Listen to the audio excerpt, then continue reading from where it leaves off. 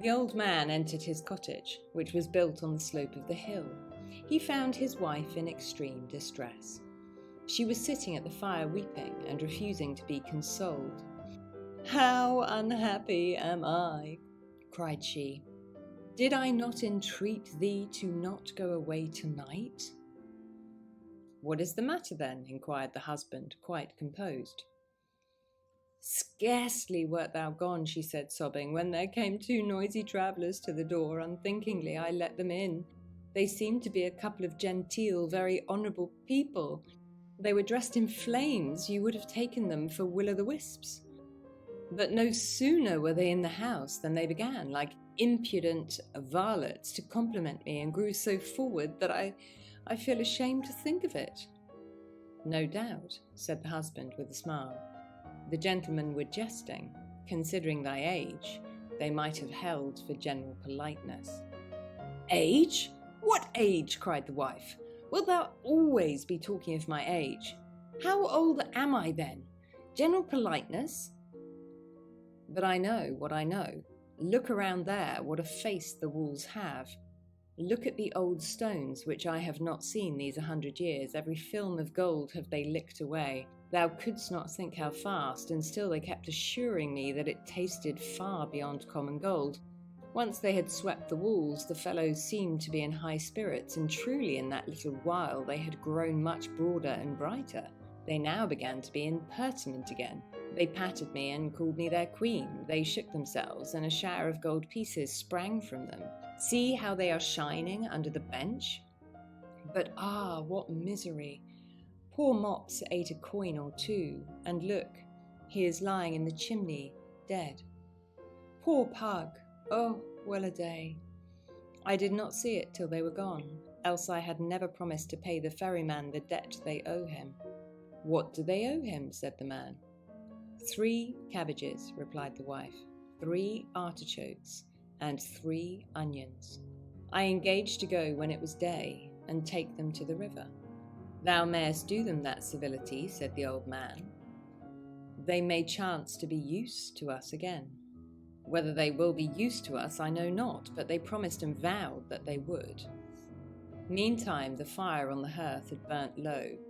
The old man covered up the embers with a heap of ashes and put the glittering gold pieces aside, so that his little lamp now gleamed alone in the fairest brightness.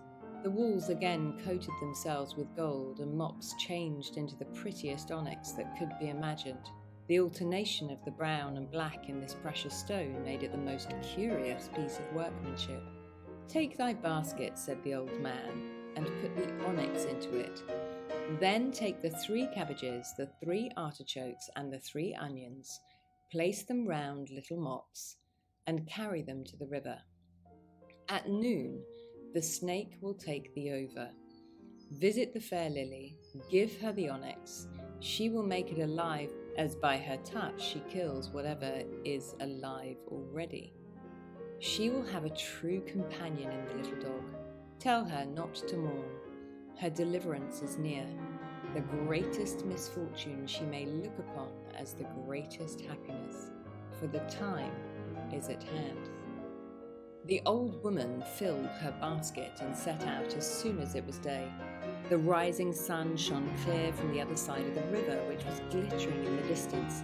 The old woman walked with slow steps, for the basket pressed upon her, and it was not the onyx that so burdened her.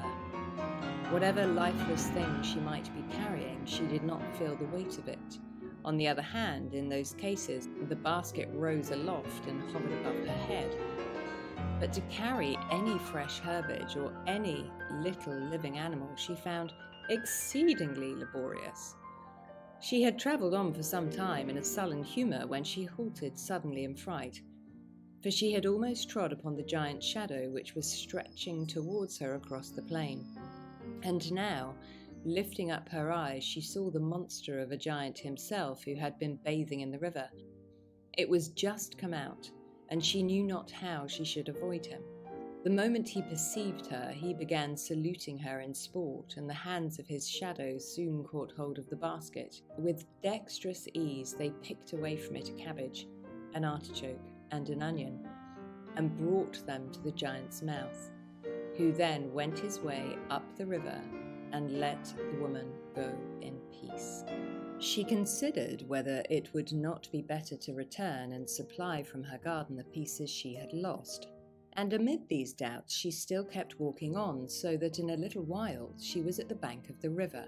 She sat long waiting for the ferryman, whom she perceived at last steering over with a very singular traveller, a young, noble-looking, handsome man, whom she could not gaze upon enough, stepped out of the boat. "What is it you bring?" cried the old man.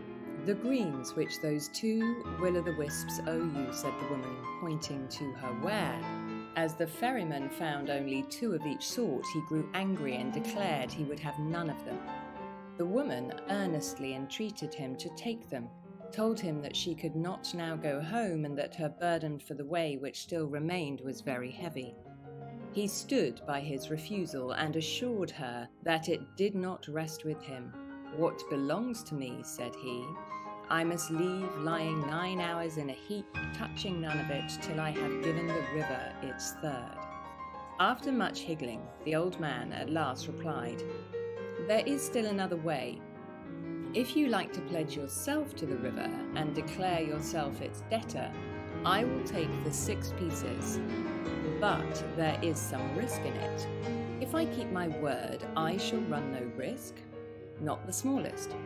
Put your hand into the stream," continued he, "and promised that within 24 hours you will pay the debt." The old woman did so, but what was her affright, when on drawing out her hand she found it as black as coal. She loudly scolded the old ferryman, declared that her hands had always been the fairest part of her, that in spite of her hard work she had all along contrived to keep these noble members white and dainty. She looked at the hand with indignation and exclaimed in a despairing tone, "Worse and worse! Look, it is vanishing entirely. It is grown far smaller than the other." "For the present, it but seems so," said the old man. "If you do not keep your word, however, it may prove so in earnest. The hand will gradually diminish and at length disappear altogether. Though you have the use of it as formerly, everything as unusual you will be able to perform with it, only nobody will see it." "I had rather that I could not use it, and no one could observe the want," cried she. "But what of that? I will keep my word and rid myself of this black skin and all anxieties about it." Thereupon she hastily took up her basket, which mounted of itself over her head and hovered free above her in the air as she hurried after the youth who was walking softly and thoughtfully down the bank. His noble form and strange dress had made a deep impression on her. His breast was covered with a glittering coat of mail, in whose wavings might be traced every motion of his fair body.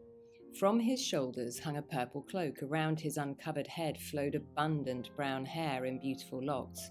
His graceful face and his well-formed feet were exposed to the scorching sun. With bare soles he walked composedly over the hot sand, and a deep inward sorrow seemed to blunt him against all external things. The garrulous old woman tried to lead him into conversation, but with his short answers he gave her small encouragement or information, so that in speaking the end, notwithstanding the beauty of his eyes, she grew tired of speaking with him to no purpose, and took leave of him with these words: "You walk too slow for me, worthy sir. I must not lose a moment, for I have to pass the river on the Green Snake, and carry this fine present from my husband to the fair Lily." So saying, she stepped faster forward, but the fair youth pushed on with equal speed and hastened to keep up with her. "You are going to the fair Lily?" cried he. "Then our roads are the same. But what present is this you are bringing her?"